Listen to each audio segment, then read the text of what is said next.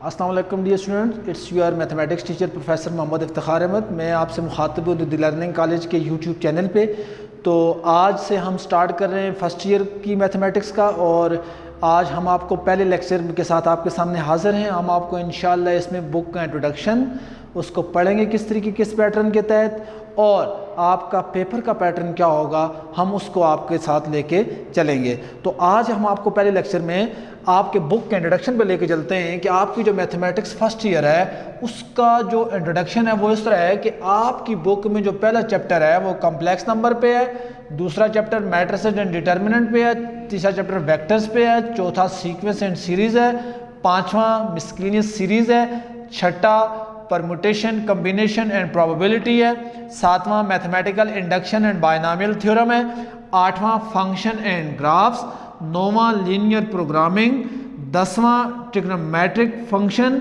और 11वां application of trigonometry है, और जो 12वां चैप्टर है वो आपका ग्राफ ऑफ ट्रिग्नोमेट्रिक फंक्शन और इनवर्स ट्रिग्नोमेट्रिक फंक्शन पे है। टोटली आपके 12 चैप्टर्स हैं, और इन 12 चैप्टर्स की स्टडी को हमने किस तरह लेके चलना है। आए सबसे पहले मैं आपको बताता चलूं कि हम पहला चैप्टर पढ़ेंगे जो कॉम्प्लेक्स नंबर है, और इन कॉम्प्लेक्स नंबर का जो छोटा सा जो आपने आइडिया ऑलरेडी आपके जो जहन में है वो 9th क्लास में आपने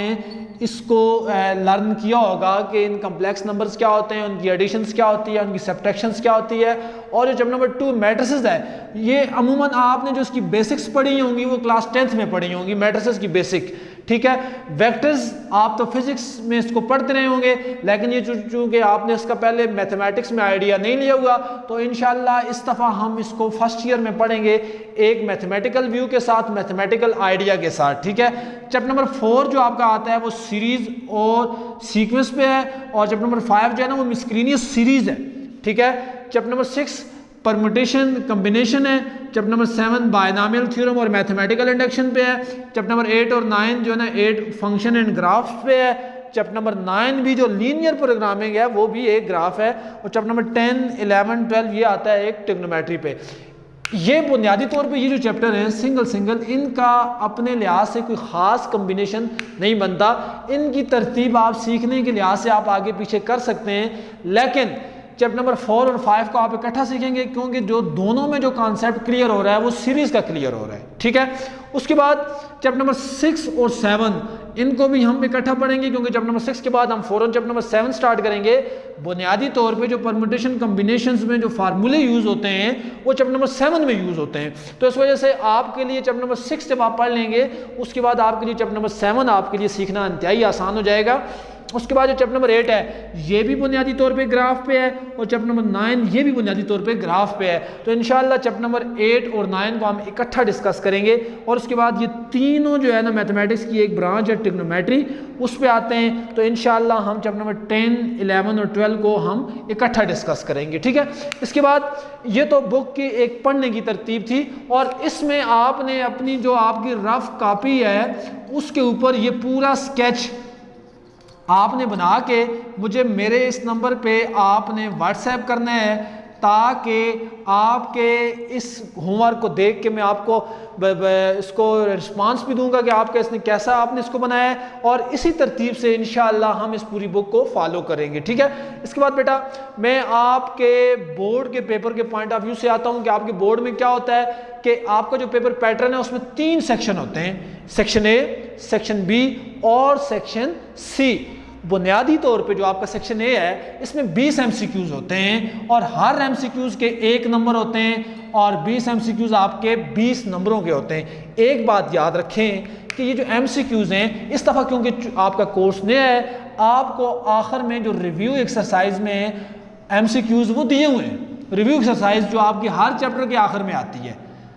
उसमें दिए हुए हैं, लेकिन एक बात याद रखें कि ये हर चैप्टर में से आ सकते हैं, ज़रूरी नहीं है कि जो रिव्यू एक्सरसाइज है उसी में से आएंगे, ये किसी भी चैप्टर में से, चैप्टर के किसी पॉइंट में से कोई डेफिनेशन,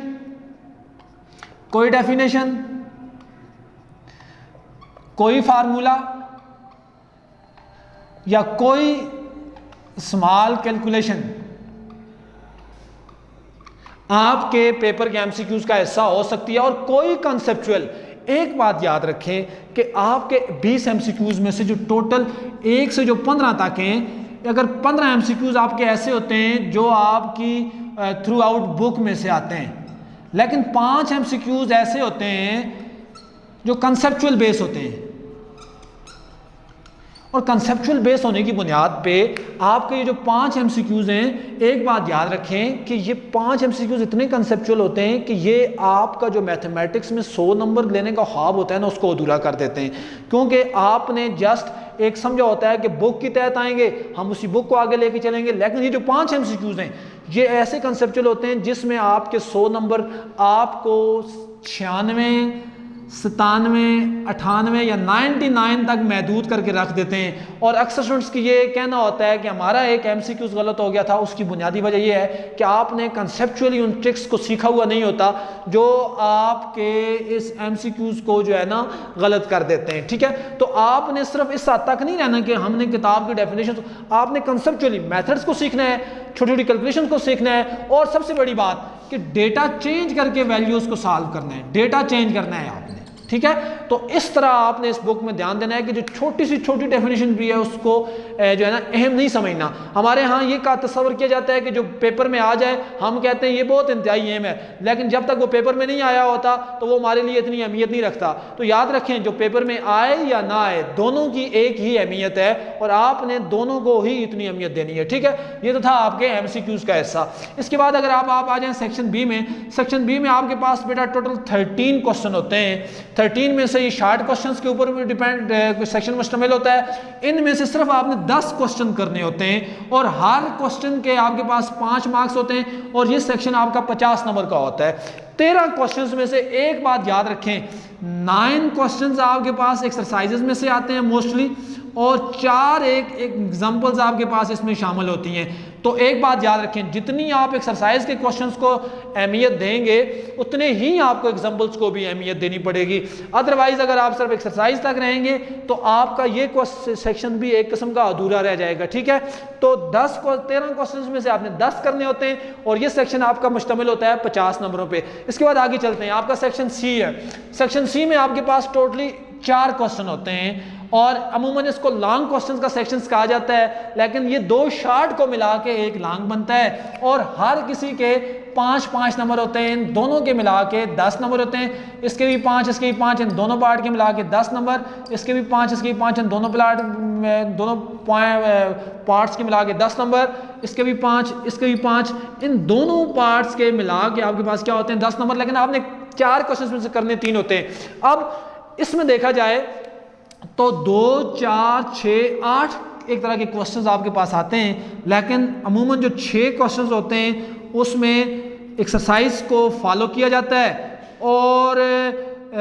जो अमूमन 2 क्वेश्चन होते हैं वो एग्जांपल्स को फॉलो किया जाता है। ज़रूरी नहीं है कि हर दफ़ा 2 ही एग्जांपल आएँ, कभी 3 भी आ सकती हैं, कभी 1 भी आ सकती है, लेकिन मेरा ये मकसद आपको बताने का ये है कि एग्जांपल की भी उतनी अहमियत है जितनी आपकी एक्सरसाइज के क्वेश्चंस की है। एक बात याद रखें, अमूमन स्टूडेंट से गलती करते होते हैं जी, हमारा क्वेश्चन नंबर 1 है, जैसे मैंने इसका ए पार्ट कर लिया और क्वेश्चन नंबर 2 में से एक क्वेश्चन उठा के यहाँ पे जो है ना मैंने बी पार्ट, और जी ये मेरा एक क्वेश्चन मुकम्मल हो गया है। तो ऐसी गलती बेटा कभी ना कीजिएगा। याद रखें कि अगर आप क्वेश्चन नंबर 1 का ए और बी पार्ट दोनों सॉल्व करेंगे तब आप 10 नंबर के अहल होंगे, वरना आप किसी दूसरे पार्ट को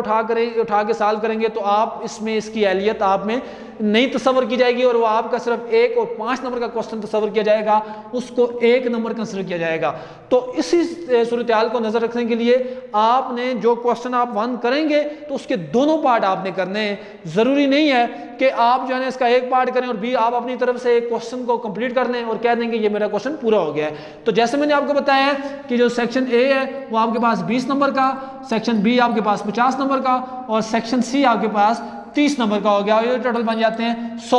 एक बात याद रखिएगा कि जब आपके पास आपने मैथमेटिक्स के अंदर, क्योंकि अक्सर स्टूडेंट्स का ये ख्वाब होता है कि हमने 100 नंबर लेने हैं, 100 का आंसर बड़ा आसान सा कहा जाता है, लेकिन जब आप इसको एक रटे की याद तक, एक क्वेश्चंस की याद तक सीखेंगे तो कभी भी आपका 100 नंबर का ख्वाब पूरा नहीं होगा। तो एक बात याद रखिएगा बेटा कि मेथड सीखना है आपने, मेथड बड़ी अहमियत रखता है, इसको समझना है, सीखना है और इसके क्वेश्चंस की जितनी ज़्यादा हो सकती है इसकी प्रैक्टिस करनी है। तो इंशाल्लाह ये तो था आज आपके सामने एक किताब के जो आपकी किताब है इसके चैप्टर्स का इंट्रोडक्शन, इसको पढ़ना किस तरतीब से है और इसके पेपर का जो पैटर्न है आज हमने फॉलो किया है। इंशाल्लाह नए लेक्चर में आपके पास हम हाजिर होंगे चैप्टर नंबर 1 के साथ। तो इंशाल्लाह नए चैप्टर के साथ हम आपके सामने हाजिर होंगे, उसको हम सीखने की कोशिश करेंगे। तो आपका बहुत शुक्रिया, वस्सलाम।